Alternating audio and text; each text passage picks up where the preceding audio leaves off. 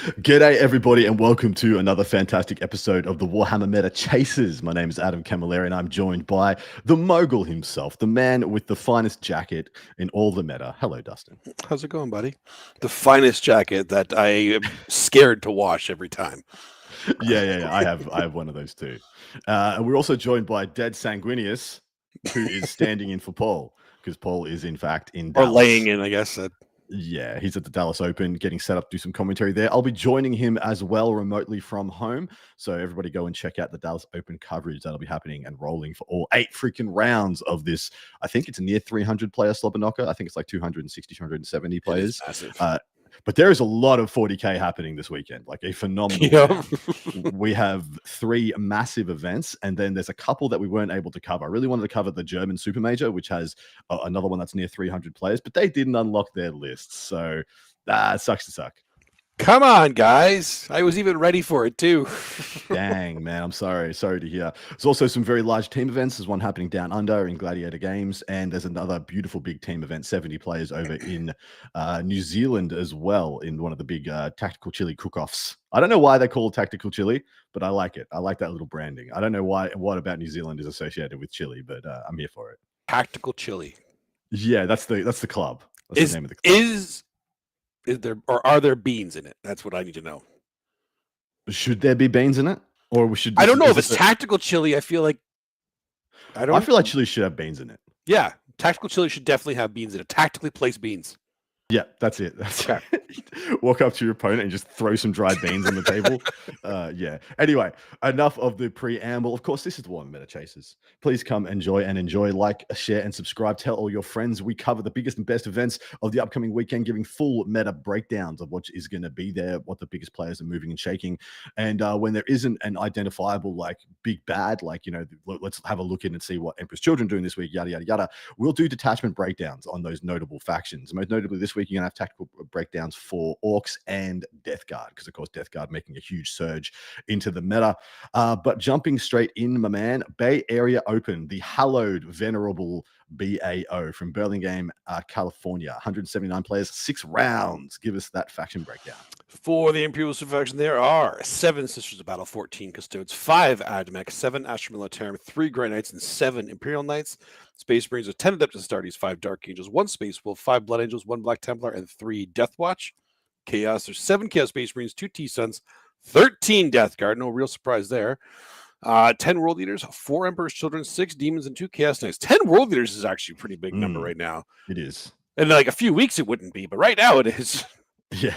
Xenos, 15 Necrons, 11 Orcs, 7 Town, 5 Votan. Hive Mind, there's 9 Tyranids and 4 Genestealer they're called. Eldari, there's 2 Drukhari and 8 Eldari. I mean, the faction podium's Necrons top 8 with 15. The Custodes right behind them with 14. Death Guard not quite claiming top spot, but in third place with 13. Orcs with 11, and then World Eaters and Astartes way back there with 10. Astartes getting bumped off the podium.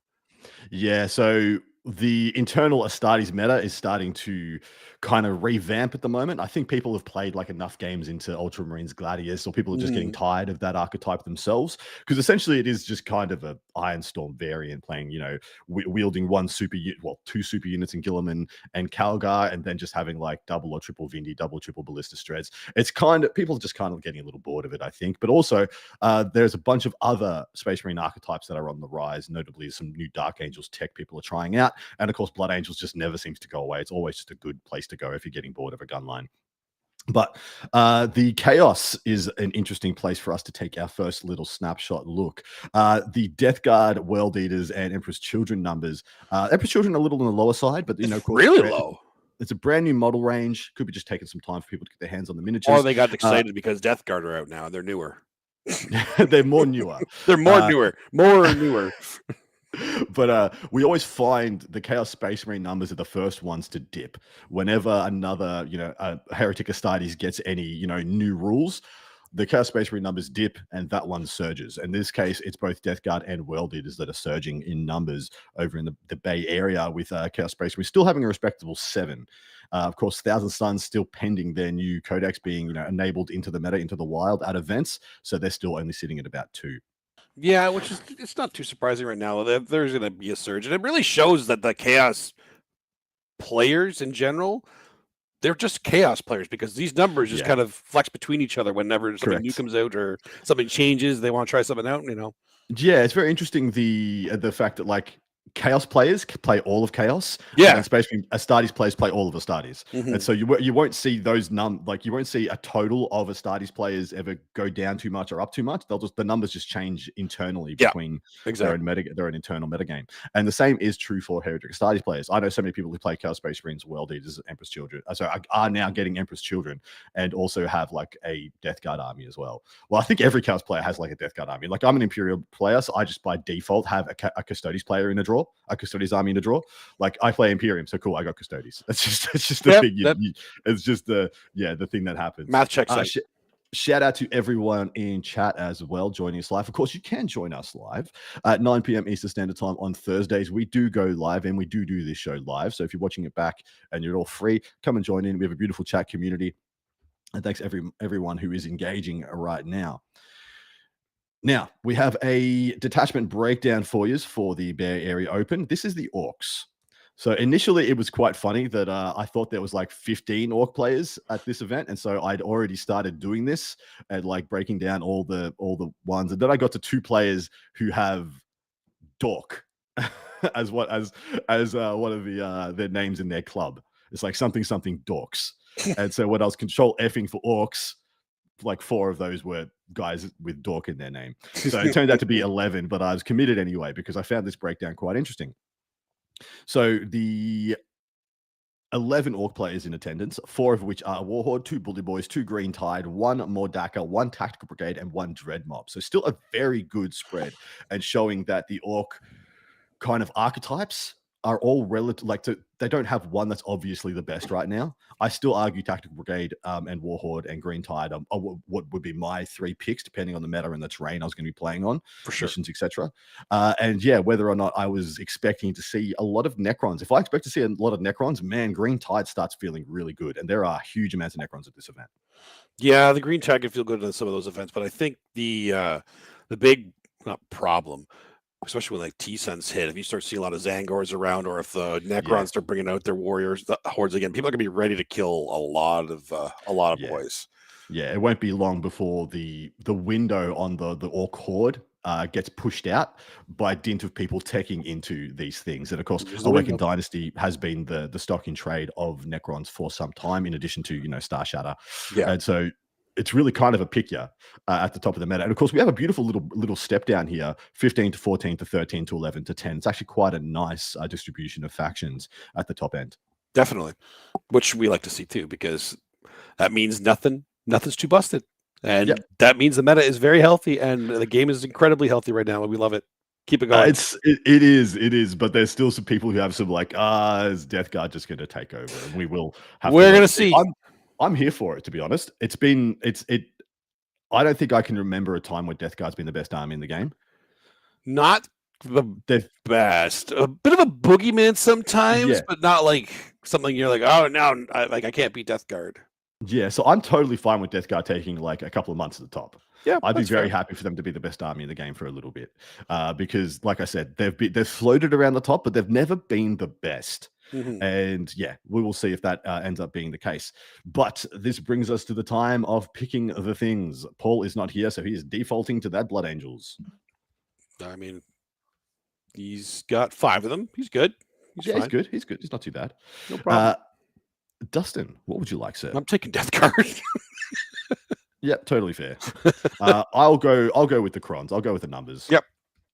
To me, I don't believe Necrons are going to win this event, but I do back one of the 15 Necron players to get a good run and end up, in the top bracket. Yep, that's completely fair. So if anybody doesn't know what we're doing right here, so we have a part 2 of this show that we release for patrons only, where we look back on the events that we have covered, break down the, what hit the podium, what were they running, who was in the top 10, and then we usually break down one of the spicy lists in that top 10 to try and unpack why it did so well and what is it doing that's moving and shaking in this meta. And then we give ourselves points for trying to pick the podium. And so between the 3 hosts of this show, we always have a little bit of banter and competition going on between us to try and pick the meta the bestest. The best. And we are now tracking month by month because, of course, every month we have a winner, and then we're tracking who's won how many months. And so far, I am the only one who hasn't won a month, despite getting a couple of silvers. It's okay. You're trending. You're trending. I'm trending up. Let's go. I'm trying to pick safe because all I need to do is get across the line this month is just get a couple of podiums. I'm not going for first places right now. I'm just going for consistency. Our next event is the GT Andorra and Open Ordino from Andorra, which people might even not know where Andorra is. It's on the border. It's a small country on the border of Spain and France. So it's really quite a midway between those two metas, and it's really exciting to see when these metas combine or coalesce into one kind of big event in the middle of both. Because of course we know France has a crazy strong scene. They're currently the reigning defending WTC champions, and their national team has won everything they have attended as a national team this year, and so they are the favorites to win the WTC this year. Or then Spain came second last year. So this is like number 1 and number 2 metas in the world internationally, combining. So it's very exciting, mate. What are we going to see there? For this one, we will be seeing in the Imperial Perfection, there are 1 Imperial Agent, 2 Sisters of Battle, 3 Custodes, 1 Admech, 6 Astra Militarum, 3 Grey Knights, and 6 Imperial Knights. I think you're looking at the wrong one. Am I? I am looking at the wrong one. I'm sorry. We're going back to another one. There we are. I got it. Yes, Paul wouldn't let this happen. Yeah. See, Paul wouldn't let this happen. Now it's all. I was all distracted by the Andor. I was thinking Andor, the actual Star Wars show, because I've been watching it, and I know other people were thinking it too when they heard Andorra. And no, it's not Cassian, guys. All right, Imperial Super Faction, 1 Imperial Agent. Wow. Okay, that's a. Now we're going elsewhere now. The 1 Sister Battle, 14 Custodes, 2 Admech, 10 Astra Militarum, 5 Grey Knights, and 14 Imperial Knights. Oh, jeez. Space Marines, there's 14 Adeptus Astartes, 4 Dark Angels, 2 Space Wolves, 9 Blood Angels, and 3 Black Templar. Chaos, there's 3 Chaos Space Marines, 3 T-Suns, 25 Death Guard. Yep. Good God. I mean, it is Europe, and Death Guard are new. There's, you know what? This is a low number. I was expecting more. Rookie numbers, Spain. Come on. 10 World Eaters, 8 Emperor's Children, 11 Demons, and 2 Chaos Knights. Xenos, there's 17 Necrons, 8 Orcs, 1 Tau, and 7 Votan. Hive Mind, there's 8 Tyranids. Oh, I'm disappointed. That's it. There's 8 Tyranids. Yeah. No Eldari, there's 4 Drukhari and 24 Eldari. They almost overtook Death Guard. Come on, guys. But you see the faction podium is Death Guard by 1 at 25, and then Eldari right behind it with 24. Then a big drop with Necrons at 17, and then Custodes, Imperial Knights, Astartes at 14, and Demons at 11. Yeah, this is quite a spicy breakdown, and I'm not surprised by any of these numbers, really. The Death Guard, of course, this is the Death Guard homeland in Western Europe. The closer you get towards Spain, the more Death Guard numbers you tend to see. And so no surprises here. Necron's still holding with a relatively good number, but Eldari. So I've been of the opinion that Eldari are dropping off. People have just kind of figured out a bit about Eldari, and that the fact that if you just pressure them on the primary, they tend to have a bad time because they don't have a lot of OC to throw. They're throwing 5-6 OC per unit. Pretty much a unit of Banshees with an Autarch is like 6 OC. It doesn't flip anything. If it's just 2 Rhinos, they can't really take that objective. So people are kind of realizing a bit about Ynnari and Eldari as a whole, and that their primary game is something to be exploitable. But this is very surprising to see such ridiculously strong numbers. Yeah, no kidding. But I mean, it's no real surprise we've seen this kind of thing. I'm actually really curious to see detachment breakdown on this one, because I want to see me too. Who's taking what in Death Guard right now, especially from the Death Guard homeland, right? Yes. What do you see in the IK numbers there? So 14 Imperial Knights. You think they're trying to go toe to toe with the resiliency of Death Guard and try and match them? I think that's a mistake, though, because I think Death Guard beat them point for point, because they don't need to put as many points into things that can kill those hulls. At least the attachments that I'm thinking people use. Maybe I'm wrong on that. But in terms of any factions that can stand up to them, Imperial Knights would be one of the few, because they do need to pop a lot of hulls, and they do need to survive against them too.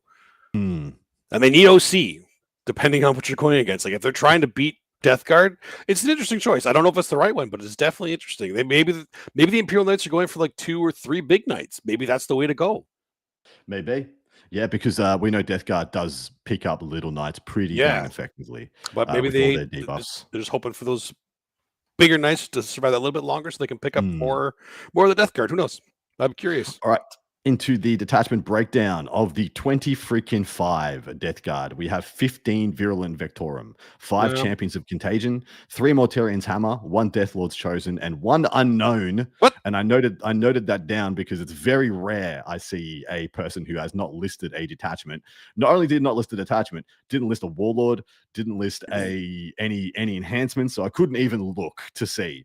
So so literally one person just decided to be like Codex, not detachment Death Guard. It'd be very interesting if that's a mistake, or maybe it could be the Gumby as well, to be honest. Yeah. But Virulent Vectorum, mate, are you up and about on which detachment's which? I could kind of remember most of them. I do remember Mortarian's Hammer. I actually thought there would be more Mortarian's Hammer. I'm not going to lie. I thought that one was actually a popular one. The Virulent Vectorum, which one is that? That's the reskinned index one. That's the one with sticky. Oh, yes. Okay, that makes sense. It does. And then Mortarian's Hammer is, of course, the one where you just pick 2 things to have to be infected at the start of the battle round that are 12 inches away from every unit in your army. And so you can just slap down that wherever you want. Champions of Contagion is the one that lets you have additional plagues and is all built around, larger units with attached characters. Usually you're having to have like 2 attached characters to proc the better part of all their stratagems. And then, the last one being the Death Lord's Chosen. That is the one that's all about the termies.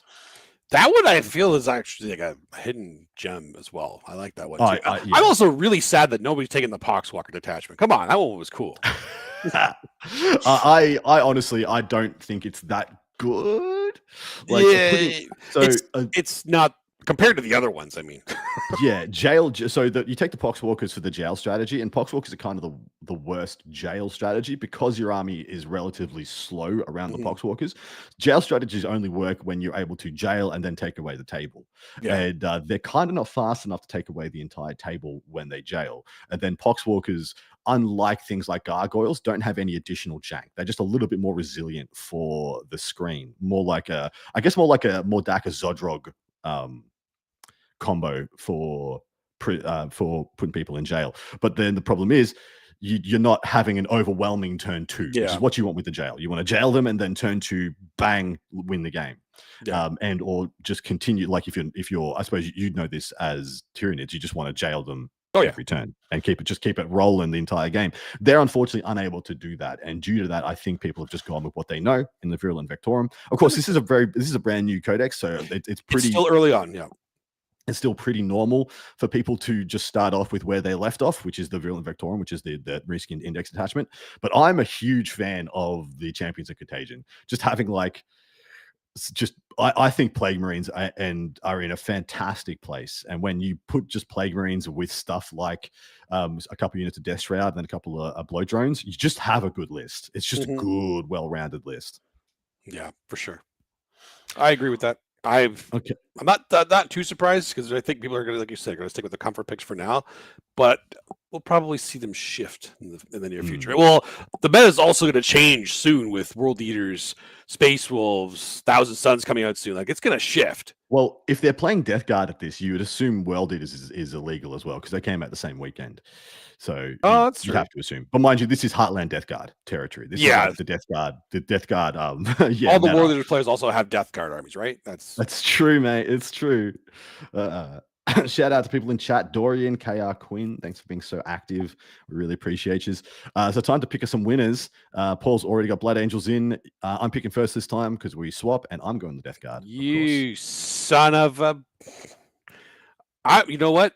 I'm going to believe in the Imperial Knight tech. Let's go, Imperial Knights. Nice. I like that a lot. All right, into Rocky Top Rumble from Knoxville, Tennessee, USA. 112 players, 7 rounds, my man. Give it to us. All right. As I was saying before, Imperial Super Faction, there's 1 Imperial Agent, 2 Sisters of Battle, 3 Custodes, 1 Admech, 6 Astra Militarum, 3 Grey Knights, and 6 Imperial Knights. Space Marines are 7 Adeptus Astartes, 5 Dark Angels, 1 Space Wolf, 4 Blood Angels, 2 Black Templar, and 3 Death Watch. Chaos, there's 4 Chaos Space Marines, 1 T-Sun, 6 Death Guard. That's it. Come on. 2 World Eaters, 6 Emperor's Children, and 7 Demons, and then 3 Chaos Knights to round that off. Xenos, there's 3 Necrons, 5 Orcs, 4 Tau, and 3 Votan. Hive Mind, there's 5 Tyranids and 4 G-Circle. That's more like it. Eldari, there is 2 Drukhari and still 9 Eldari, meaning the Factory Podium. It's Eldari still topping us off at 9. Demons and Astartes next with 7. And then Astra Militarum, Imperial Knights, Death Guard, and Emperor's Children with 6. What the hell is with the Eldar still at the top? Yeah, the Eldar coming out everywhere this weekend. Maybe their last big surge, because I do think the meta gets even worse for them when Thousand Suns get injected. Absolutely, it does. So maybe this is maybe they're just like, you know what, we're probably cooked next week or the week after, so let's just take out. There's no way that a single Eldar player thinks that, Adam. I don't know why you. There's no way. They have foresight. Remember, they know everything's going to happen. Yeah, so they know they're going to win the events now. That's why. Oh, okay. Yeah, sure. All right. I do wonder what the Eldari pivots will be when they need to counter, because I see I can see all 4 of the Heretic Astartes Legion codexes being great into Eldar. Yeah. In addition to where I believe Chaos Space Marines are going to go as well, as in back to the Renegade Raiders, but slapping in Noise Marines as well. I see these as all terrible matchups for Eldar. Mm-hmm. Let's go Spirit Conclave. I think they're going to have to do some interesting things. They're going to have to do some different stuff. Yeah, I like it when they have to do that, because they do have a deep codex still. So yeah. Well, my first thing I'm going to tell everybody: put Wraith Lords in all your lists. Oh, honestly, you just need. I see so many lists still not taking Wraith Lords. They are so value. You just need to have something in your list that has a chance to live a turn. Yeah, one turn of the game, you just need something that's just not going to die. Be that on a primary. You don't need tricks. Just no tricks. Just stand there and be tough. Yep, just have a 2-up save in cover and get through. The fact that Eldar have all these mobile units, all these guns and everything, and still have access to things like Wraith Lord for the cost that they are, they should be abusing that. They really should. Yeah, I agree. And you can still take all your bits and pieces. One unit I really like for Eldar going into the new meta is the Shuriken Cannon bikes. 6 Shuriken Cannon bikes with a Warlock on bike, and then build it out from there. Add a fast because of the Marine bodies. Because you stay out of Overwatch range and you pick up Marines real effectively, is what I want to see in most of their lists moving forward. Because the problem is, like, as soon as Thousand Suns hits, a unit of 5 rubrics with just a sorcerer, my God, might kill 4 units. Kill 4 units, dude. Yeah. And if they just do that twice, your army is gone. So unless you have Wraith Lords. Yeah, but then some Mutalith Vortex Beasts will kind of. But anyway, that's you take what you can take, you get what you can get, right? You got to do something. Yeah. So that is the Rocky Top Rumble. Anything you're seeing spicing here in the faction breakdown? No, it seems pretty evened out for everything we're seeing here, aside from Eldari still topping it off, which is not surprising. A little frustrating, because I wanted to see someone different at the top instead of Eldari all the time. But did Necrons make this podium as well? Nope. Have they made every podium this weekend? Nope, they did not. They did not make this. They did not make this one. Yeah. I'm interested in the fact that it looks like Astra Militarum numbers are relatively down. So yeah, they should be dropping a bit. Yeah, I can't tell you why. They seem like the best, most well-rounded, stable army in the game. As in, like, it has you just build a good combined arms, a combined regiment list, and you kind of have an even game into everything. Yeah. Like double Dawn, double or triple Russ, Hellhound, 1x25 or 2x25 Kriegers, and then just Kassakin to fill, and some Rattlings, Scout Sentinels and stuff. That list just kind of does well into everything, never gets blown out by anything, and to me feels like the most stable list you could be playing into the game at the moment, with everything changing so much. Yeah, I can see that. One thing I'm kind of noticing, and it seems weird to say this because we saw them on this podium and kind of far down on one of the podiums, and not on the other one, but I feel like the Space Marine numbers are starting to dwindle a little bit. Yeah, that's fair. Or people are starting to just be like, well, I need the meta to be stable to know which Space Marine to take. So maybe they're just waiting for a bit of runoff, waiting for all the Heretic Astartes to join the fight, and then then know what they kind of bring. Yeah, exactly right. Because I will tell you right now, the people have been waiting for Deathwatch to kind of take off, and unfortunately, I don't believe they are. They're not, especially not now. There are too many armies, Death Guard, Emperor's Children, and Thousand Sons in particular, that are good at dunking one big unit a turn, like extremely good at dunking one big unit a turn. And that's all Deathwatch is bringing. They bring in 4 to 5 bricks. It's essentially Astartes Custodes, where you have like, here's my 4 super units that can kind of do anything, but as soon as you lose 2 of them, you've kind of lost the game. And there are the Heretic Astartes armies that are coming out are just too good at dunking those units from various vectors as well, like in a bunch of different ways. I'm of the opinion Astartes may need to go back to MSU. I like that. I feel like actually that's probably why the Blood Angels and Space Wolf obviously their numbers will start going up. Yeah, Space Wolves definitely will start to get a big lift. I'm quite a fan of their book. I'm not sure it's better than Blood Angels if you just wanted to play the best melee Marines. But I do have a bunch of different jank. That's kind of where I'm saying, like, I still think Blood Angels is overall better, but obviously Space Wolves are going to have a huge jump up, and there's going to be players out there that can really utilize their unique units too. And we all want to see Wolfen and Thundercab on the table again, right? Absolutely. That's not just Wolf Jail. All right, Paul, going Blood Angels again. You can pick first this time, mate. Oh, sure, when it's not slam dunk of just picking death. Hey, you got one slam dunk. I got one slam dunk. Is it a slam dunk? We'll see. You got the Spain one though. That was, you did that on purpose too. I was being generous and letting you pick it first on the first tournament, but hey, here we go. You want to find reasons to take umbrage? You will. I great umbrage. Great umbrage. What am I taking this one? This is actually a hard one. Where is this? Knoxville, Tennessee. Knoxville, Tennessee. Oh my God. You know what? Let's just when I don't know, I stick with my love. I'm gonna go Tyranids. Nice. Good for you, mate. I'm gonna go the IK. They made the podium. I'll give them a pick. I can't go a week without picking them. Nope, I understand that completely.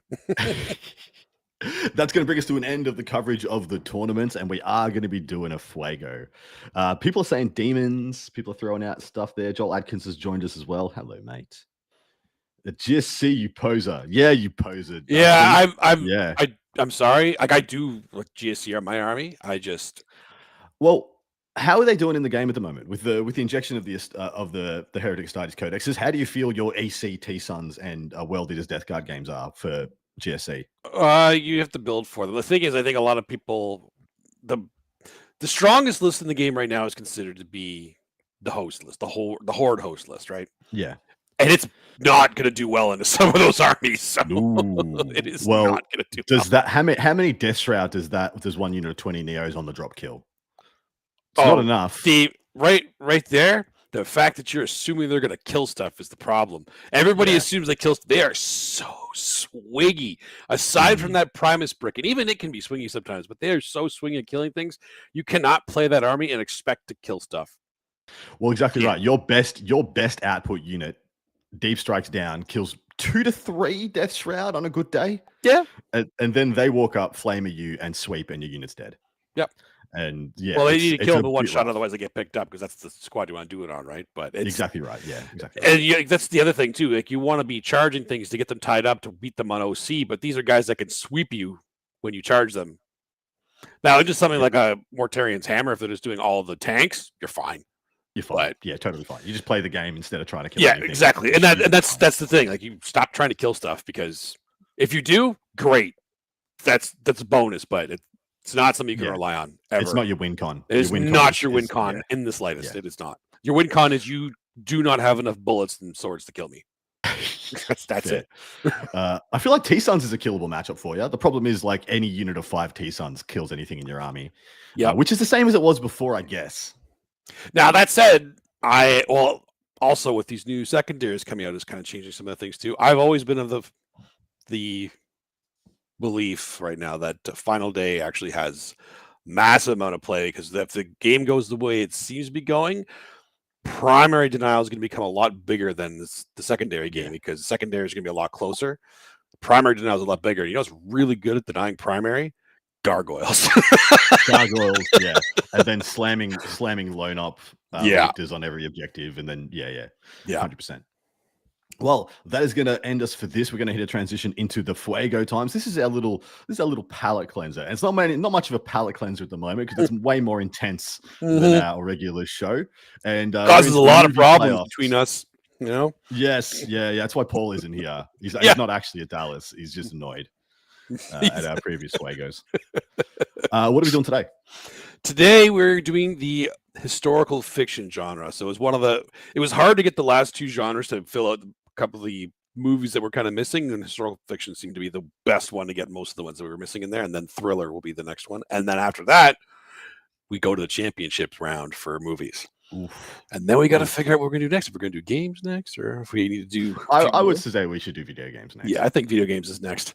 Yeah. But we're coming near the end of the movies right now. Then the best historical fiction movie, there's some good ones in here. I'll tell you right now, I do have one in mind that in my head, I don't know how I could vote on any other one against it, but we'll have to see what happens. But because Paul's not here, it means we really need to rely on chat, guys. So yes, you are the third vote. You are the third vote. If we're tied, we will default to whoever gets the most votes in chat. So make sure you guys are pivotal. Speak up. Yes, very pivotal, and it's important.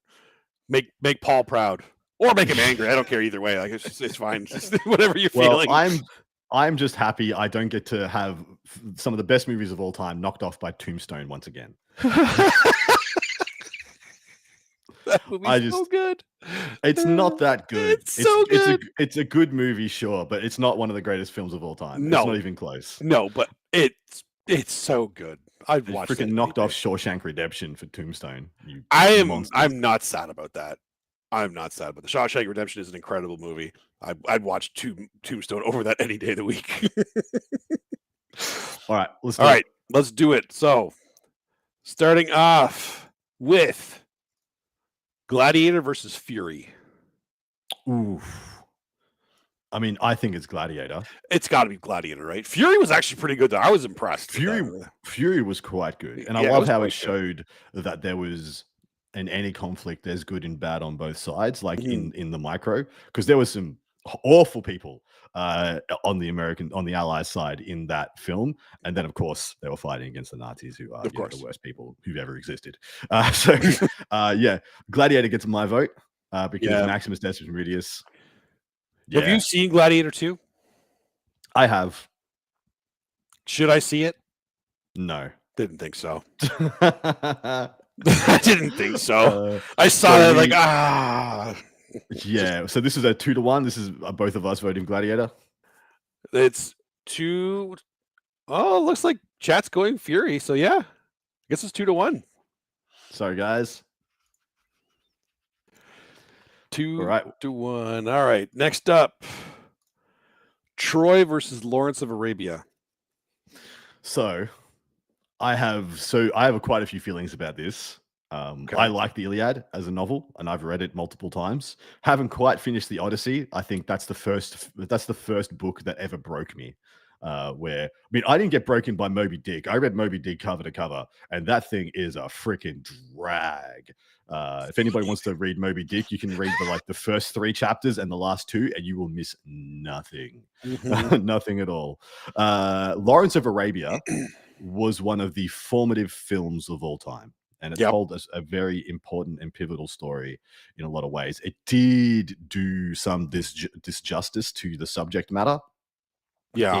It didn't quite tell the tale of what happened after that, and how essentially the people of Arabia were mistreated, etc., used as kind of whatever. Whereas Troy was a fairly accurate retelling without all the, I guess, homosexual elements removed, of which there were absolutely many in the Iliad. And so the fact that Troy is just kind of this, I don't know. I like Troy. It's a good ride, but I think I'm going to go Lawrence of Arabia. I've seen a lot of Troy movies, a lot of that story being told. That one was really good. I was very happy with that one. I can't remember the one before that I watched that was pretty close. But man, was that one ever good. But at the same time, Lawrence of Arabia was like, yeah, I think it has to be Lawrence. I think it has to be, well, in my opinion, it has to be Lawrence. This one is close for me. It's close for me too, yeah. There are so many elements of Troy that are missing. One person just pointed out they didn't mention, like, there was no play of the gods in it as well. And that's one of the most important parts. That's true. The fact that there's this big conflict going on between these two kind of kingdoms or empires, and then above it you have the interplay of the gods and their relationships and all that stuff and all those maneuvering pieces. And that added so much to the story for me. But I don't know how they put that in the film without it going for 90 minutes. Well, they're trying. Well, yeah. Plus, they were trying to keep it more on the ground. Is that the way? The way to put it? But they didn't want to get the divine involved because they wanted to focus on. Which that's a choice. That's fine. But I agree. I think that would have been really cool to see that part of the story too. Yeah. All right. I think it's Lawrence, and I think Chat's split. Chat's pretty. Chat is split. Wow. So then we're gonna give Troy a point for sure. Yeah, we'll give him Troy a point. It deserves a point out of this. It's 2-1. It's 2-1. Okay. Next up, Kingdom of Heaven versus Glory. Which is Glory? Oh, Glory, about the Civil War. Yeah. Oh, that's a fantastic movie. It is a fantastic one. I found Kingdom of Heaven same as Troy. It's a good ride, but it's got a lot of frustrating elements. The only thing I was really happy with in Kingdom of Heaven is it showed how stupid and hidebound people could be back then, and it also did very good justice to Saladin. Like, Saladin came out looking like a peach, and a very reasonable person in very unreasonable times. Yeah. Glory is amazing. Glory tells a very important story. So I'm actually going with Glory. I think I am too. Yeah.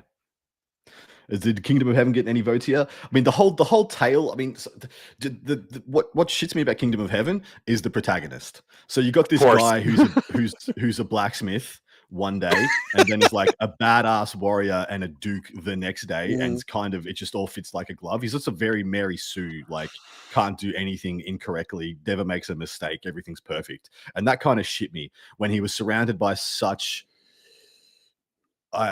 complex characters, his being so bland and like hard to get behind. That's true. Actually, it was really hard to get behind that character when you have so many other just better written characters. Yeah, so many other conflicted and better written characters like around him, and he's just like this paragon of like a diamond in the rough that can't really make mistakes. Or he's just old school Orlando Bloom. That's basically what he is. So he's the reason Kingdom of Heaven didn't get my vote. Yeah. In addition to, I think, Glory telling, such an incredible tale. And of the two of them, you would definitely say Glory told a more relevant story to our times. Sure. I guess. Yeah. But I think that's a 3-0. I see one vote for Kingdom, a lot more for Glory. Yeah, this is a 3-0 for Glory at this point. Yeah, I think it's 3-0 for Glory. All right, next up, The Revenant versus Dunkirk. Ooh, this is hard. This is quite hard. Both absolutely fantastic films. One of them doesn't tell a pivotal historical story. It's just like one guy's journey. The other one tells one of the most heroic acts by an entire nation. And so therefore, I think Dunkirk gets my vote. And also, I love that film. The fact that there's so little dialogue and they're able to tell this phenomenal tale, and the lack of like the use and lack of a soundtrack is Dunkirk for me, hands down. The Revenant's exceptional, but just doesn't tell a historical tale to measure to Dunkirk. Yeah, I think like Revenant was very good, but I can't see it beating Dunkirk. There's no way, right? Nah, not in historical fiction, just telling a phenomenal historical tale with characters to beef out the narrative. Because essentially Dunkirk is historically accurate, apart from them inventing the characters. Whereas the Revenant is as far as I can tell, entirely fiction. Maybe that guy existed. I actually don't know. So maybe I'm doing it an injustice. It looks like Dunkirk's getting a 3-0 though. Yeah, I believe it should. Yeah. Okay. All right. Next up, Ben-Hur versus Spartacus. Oh, those two getting married. That's funny. Going back in time. It's Spartacus for me. Did Ben-Hur actually exist? Was Ben-Hur a real human being? Yes. Did Ben-Hur actually exist? No, he's a fictional character. Oh, well, there you go. So historical fiction. Yeah, 100% Spartacus. Spartacus is based on reality and off like a very detailed like uprising against oppression and slavery. Ben-Hur can't compete with that. All right. So Spartacus is winning. Is Ben-Hur getting a vote, chat? We got one.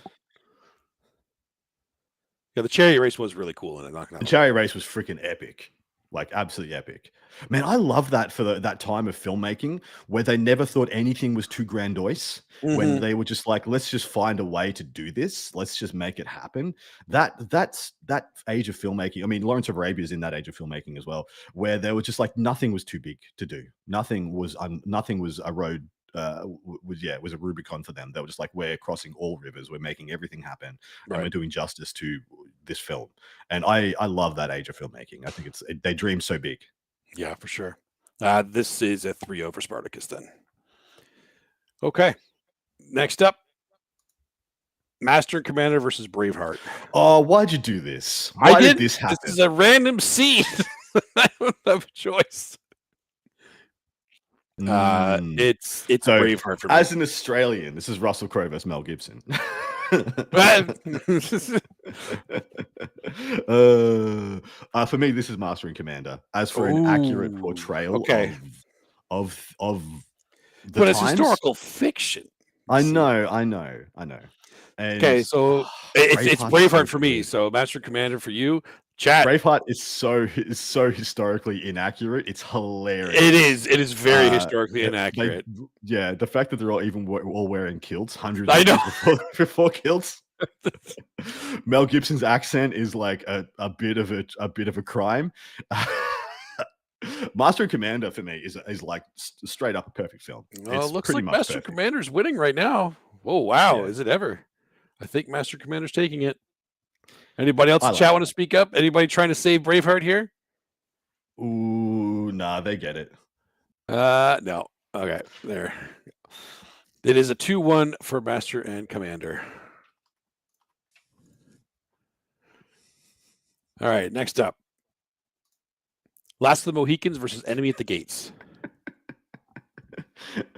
So Joel just said Braveheart is historical fiction too. Yep, totally fair. And then Dorian says it's basically Russell Crowe from South Park. Yeah, it is. He is. He's Master of Command. He's fighting around the world. Way off course. Way off course. Last of the Mohicans is fantastic. Enemy at the Gates is fantastic. One of I'm not generally a fan of the trope of the last of a tribe thing, or the last person in, Last Samurai being another example as well. Well, that was not the last. That was different. What's the name? But you know what I mean? Yeah. Those movies I always find lose a bit when they have to inject a white guy into the story of another culture. Oh, yeah. They always lose a bit for me. Like my disbelief is fully suspended. It is historical fiction though, so we got to give them some points. But Enemy at the Gates is kind of superb, and it's grimy, it's dirty, it's Stalingrad, it's effed up. It's like this is one of the most terrible places you could ever have been in the history of life. So it gets my vote. They did it justice. They did it good. You got Enemy of the Gates. I think I'm gonna go Last of the Mohicans. Yeah, that's fair. I think it's a fantastic story. I wouldn't be sad Enemy of the Gates winning this one. That means I wouldn't be sad if Last Mohicans won either. Like it's fine for me. It's still a fantastic film. Daniel Day-Lewis can do no wrong in my eyes either. Oh, for sure. Okay, we need more votes in chat because right now it's still tied. Dang. I think right now Mohicans is up by 1. We'll take it. No, we'll take it. Chat. Grayscaled. There was nothing uplifting about that at all. All right, and the round 1, we have Gone with the Wind versus Henry V.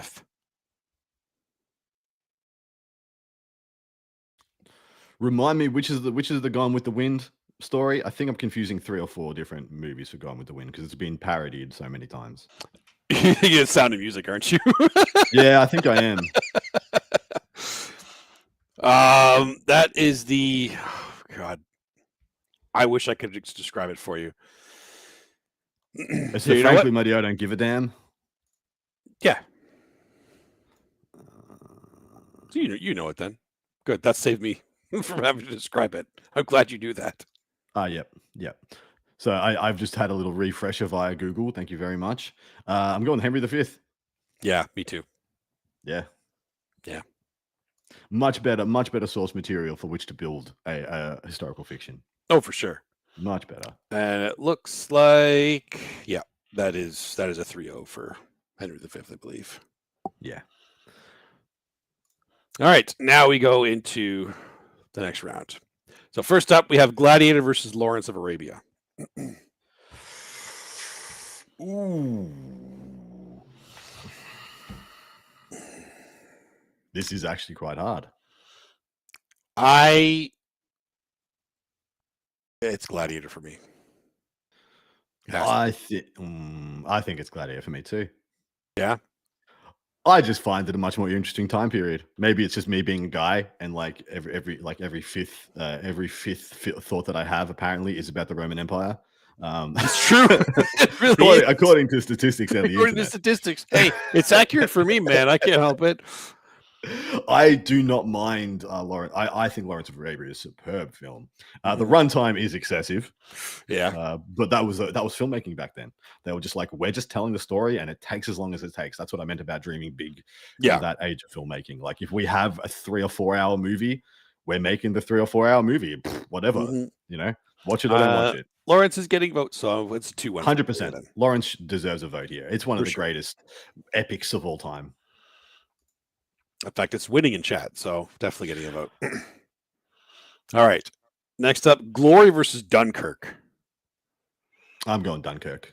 It's essentially the same time period. Like, I mean, Dunkirk is like what, 4 years before, set 4 years before Fury. Like Fury happens after D-Day with the push towards Berlin, and Dunkirk is like after the Blitzkrieg and the evacuation of France. And so I will go with Dunkirk because I simply think it's just a better film. Well, this Glory, not Fury. Oh, Glory, not Fury. Damn it. Oh, we already eliminated Fury, didn't we? Yeah, Fury got eliminated by Gladiator. Oh, damn. This is hard now. Yeah. I thought this was you just went right into that, because I'm leaning towards Glory. This is easy, but well, in my mind, this was easy. Shit. Yeah. I like that neither of us are an American, because I feel like any American has a duty to vote for Glory until the bitter end. Just every chance. Yeah. Even the Americans in chat are even going. It's true. Yeah. As an American, I have to vote for Glory. It's in the Constitution. It's one of the amendments. Yeah. I think these are equal. I think this is as close to a draw as I've ever seen on the show. Well, then say Dunkirk and let's leave it to chat. Well, okay. Yeah, I'm going with Dunkirk because I believe it's a better made film. Like the filmmaking of Dunkirk is superb. Mind you, it was like 30 or 40 years later, so the technology is just better and whatnot. So I'm going with Dunkirk, but I do not mind. All right. Anybody else in chat got? We're 2-2. They're 2-2. Nurgle Matthew, split this tie. Nurgle Matt, it's on you, buddy. Split this tie. Something in one or the other. One or the other. It's up to you. We believe in you, Nurgle Matt. You can make this decision for us. We don't. He doesn't want to do it. He doesn't want to do it. He's abandoned. He's left the chat. He's left. Here, we'll go on to the next one. We wait for Nurgle Matt to tell us between Glory and Dunkirk which one is better. Yeah. Okay. So that is fair. Chaos pointed out one is CGI, one isn't. Glory is entirely practical effects. Which is a huge plus. That is definitely a huge plus. You know what? Changing my vote. Let's go Glory. Okay. So 2-1 for Glory then. All right. Next up, Spartacus versus Master and Commander. Master and Commander for me. Yeah, it's Master and Commander. Yeah. Yeah. Is that the last of our, that time period epics? We had Lawrence of Arabia, Ben-Hur, and Spartacus. Yes. Yeah. That's fair. That is them eliminated now. Any for Spartacus? I think Master and Commander is just acing this one. Yeah, me too. Well, no, we got some Spartacus. Yeah, we got some Spartacus votes, but yeah, even the chat is 2-1. Okay, we're going Master Commander then. All right. And then the last of round 2 is Last of the Mohicans versus Henry V. See, I like Last of the Mohicans, but I don't love it. So I'm going to go Henry V. Between those two. Oh, no, Henry V is one of the last epics. Oh, that's right. Yes, we do have another one. Yeah, we do. Got a vote for the Mohicans in the chat. Let's see if this... Dustin, you haven't cast your vote yet. I know. Are you backpedaling? Are you waiting? Are you stalling for time? A little bit. I think it actually is Last of the Mohicans for me, though. Okay, so we're tired. Chat, it is on you. We have KR going with Last of the Mohicans.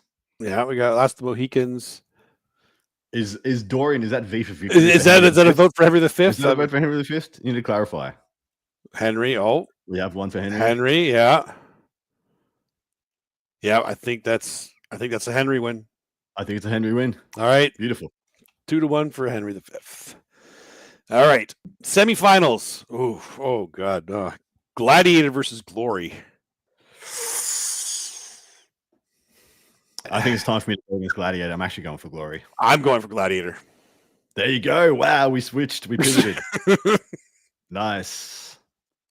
Got to vote for Gladiator so far. All right.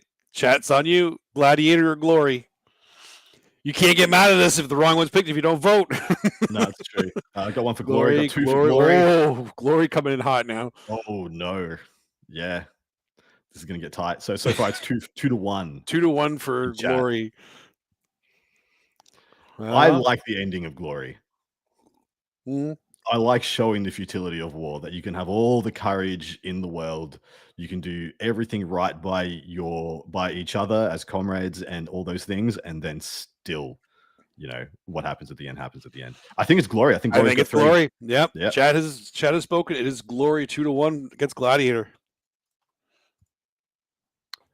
All right, and then Master Commander versus Henry V. I'm going Master the Commander. It's Master Commander. It's I don't need to think about that one. Perfect film. RIP historical epics. Yeah, hey, we made it to the semis. You did pretty good. Henry V. I didn't expect Henry V to make it that far. I'm not gonna lie. It was just you could almost exchange Henry V with Lawrence of Arabia or that's true. To me, it was just the run that I got. I can see that. Yeah, kind of go with the same. So we'll not necessarily Henry V, but the movie style, the time period. Yeah. All right, and then for the championship of the historical fixture, we have Glory versus Master and Commander. Sticking with my guns, I'm still going Master Commander. Mostly, I just think it's a better film. They're both just as amazing as each other. You gotta be fast. You gotta be fast, Dustin. No, I don't. I can't. It's too hard. I think it's still Master Commander for me too. There you go. So Glory making it to the final, knocked out by Master and Commander. Yeah, and looks like the chat is split. It's 3-2 for Glory right now. But two votes for Master and Commander. Joel going with Glory. Wait, did KR change his vote? Oh, that was a previous one. That was a previous one. So I'm looking at it wrong. It's actually 2-1 for Glory. Okay. Oh, yeah. Glory deserves a vote for sure. Absolutely does. It absolutely does. Paul would be frothing at the mouth if he was here right now. well, Sanguinius is probably frothing from the mouth. Sanguinius is probably frothing right now. It's probably accurate. Yeah, both films are incredible. I wouldn't have minded if I got outvoted. No, I think both those are fine. So Master and Commander wins the historical figure. Wow, I did not expect that. It's crazy. All right, cool. There you go. Wow. There it is. That brings us to an end of another amazing Warhammer Meta Chasers. Hopefully you'll join us in the Patreon for the look back early next week. And if you're playing any 40k out there, enjoy it, love it. It's only getting better. It's only getting wilder. And we are so freaking close to this, to every codex being out. Yeah. So now that we've had CK and IK announced, the only two we don't know if they're coming is Drakari and Votan, if we have to wait for them. Yep. So we are so very close. Grey Knights as well. Yeah, so very close to having it all locked away and done, and just having like a meta where everyone has their codex. What a world! And still having like a year to go of the game. If they're doing the 3-year cycle like they have the If last two they're doing editions. the 3-year cycle, yeah. Let's hope. Yeah. Let's hope. I hope that. Oh, dude, it would be wild to have a completed game for a year. Oh It my would god, that'd be it'd be unheard of. Unheard of. That'd be Never would have happened amazing. before. Historical. Yeah. Absolutely historical. At Not least historical fiction either. not historical fiction. That is historical Hey. nonfiction. On that note, we are out of here. Everyone hit those likes, shares, and subscribes. Thank you so much to everybody in chat who's joined us and helped us so thoroughly with the Fuego. We couldn't have done it without you. Me and Dustin would still be arguing in the first round. Yeah, we would be way back there. Yeah. All right. Love you, mate. Love you all out there. And we're going to say our good nights. Take care of each other. See you next time.